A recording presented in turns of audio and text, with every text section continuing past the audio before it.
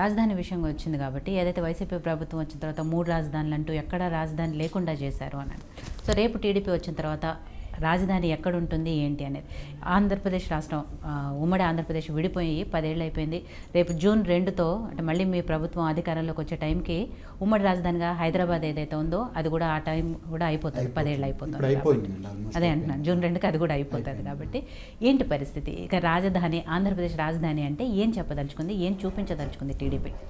ఇప్పుడు అండి రాజధాని గురించి స్టాండ్ అమరావతిని డెవలప్ చేసుకోవాల్సిందే. అలాగని ఈవెన్ కర్నూలు, రాయలసీమ సైడ్ అది కూడా డెవలప్ చేసుకోవాల్సిందే. ఈవెన్ ఇటు పక్కకు వస్తే ఈవెన్ నార్త్ కోస్టల్లో కూడా ఈవెన్ వైజాగ్ కూడా డెవలప్ చేసుకోవాల్సిందే. But Amaravati stand, whatever the stand is with the party, that we are going to continue. We are going to continue the capital as it is. What we are promised before, that we are going to continue same. And even whatever the promise even Jagan is made, because that aspiration is there with the Jagan thing, అది కూడా అట్లనే continue చేస్తామండి. Because people have gone into that aspiration. We'll continue a little bit of that aspiration also. So we have a decision what we are given that we'll continue same and అది ఏం చెప్పామో ఆ రకంగానే చేస్తామండి. అదే రాజధాని ఒక చోట అంటూ ఫిక్స్ అయ్యామంటే అమరావతి రాజధానిగా ఉంటుందా, అదే స్టాండ్ మీద ఉందా టీడీపీ అనేది? అమరావతి రాజధాని అండి. వైజాగ్ కూడా డెవలప్ చేస్తాం. వైజాగ్ ఇవాళ ఏం అనుకుంటున్నామో వైజాగ్ని కూడా డెవలప్ చేస్తాం. అదే రకంగా కర్నూలు కూడా డెవలప్ చేస్తామండి. ఇవాళ కర్నూలు కూడా మనం ఉన్నప్పుడు కూడా డెవలప్ చేస్తామండి. ఎయిర్పోర్ట్ వచ్చింది, అక్కడ చాలా వరకు ఇండస్ట్రీస్ పెట్టడానికి జోన్ కూడా క్రియేట్ చేస్తున్నాం. ప్రతి ఒక్క ప్రాంతానికి ఇంపార్టెన్స్ ఇస్తామండి, అదేం లేదు. బట్ అమరావతి రైతులకు కూడా న్యాయం చేస్తాం ఈసారి. అది ఎలా చేస్తాం ఏమనేది ఈ ఎలక్షన్ అయిపోయినాక ఒక క్లారిటీ ఇస్తామండి దాని గురించి. ఓకే. సో ఇక మీ విషయానికి వస్తే పార్లమెంటు నియోజకవర్గంలో ఏలూరుకు సంబంధించి పార్లమెంట్ నియోజకవర్గంలో 7 అసెంబ్లీ నియోజకవర్గాలు ఉన్నాయి.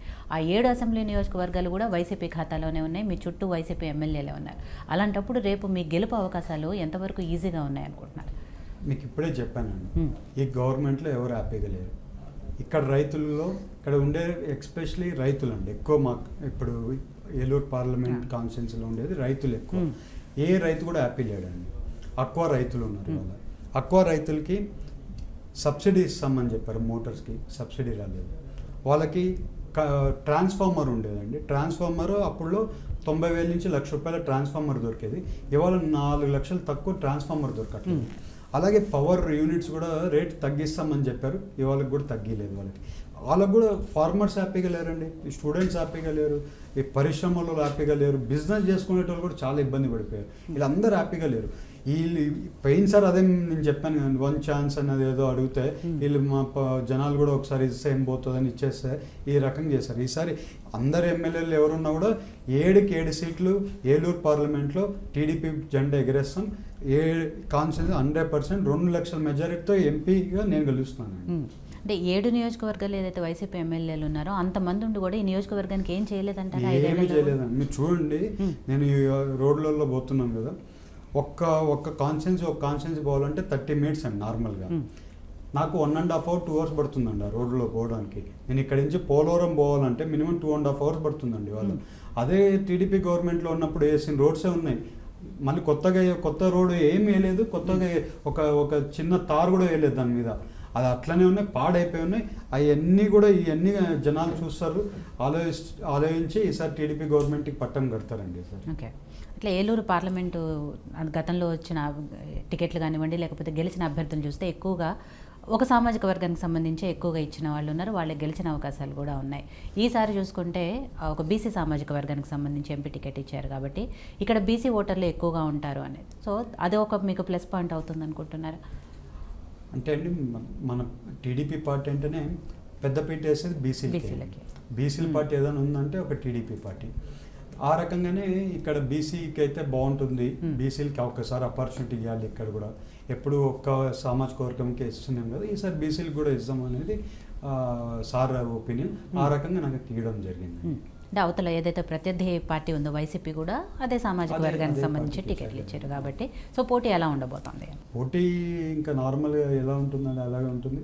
బట్ ఇవాళ ఈసారి షో సింగిల్ సైడ్ ఉంటుంది. ఓకే, వారు 1 సైడే అవుతుంది. అది మహేష్ కుమార్ గారి వైపే ఉండబోతుంది అనేది. ఓకే, సో పార్లమెంటులో ఎలాంటి వాయిస్ వినిపించాలనుకుంటున్నారు? ముఖ్యంగా ఏలూరు నియోజకవర్గ ప్రజలకు సంబంధించి సమస్యలు ఏమున్నాయి, వాటి మీద ఎలా గళమెత్తబోతున్నారు?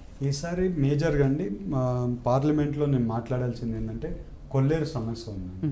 వాళ్ళకి నేను ప్రామిస్ చేశాను, ఓకే, అది ఒకటి 100% నా గలం పార్లమెంట్లో వినిపించాలి.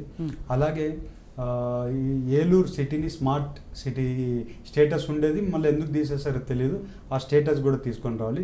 దానివల్ల ఆటోమేటిక్గా సిటీ డెవలప్మెంట్ అనేది, ఎందుకంటే Eluru is very near to Vijayawada.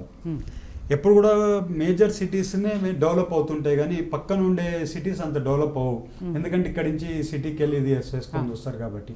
So ఈసారి ఏలూరునే డెవలప్ చేయాలనుకునేది నా ఇదండి. అది నా ఒక మార్కు ఉండాలి ఏలూరులో అంటే ఈ స్మార్ట్ సిటీ.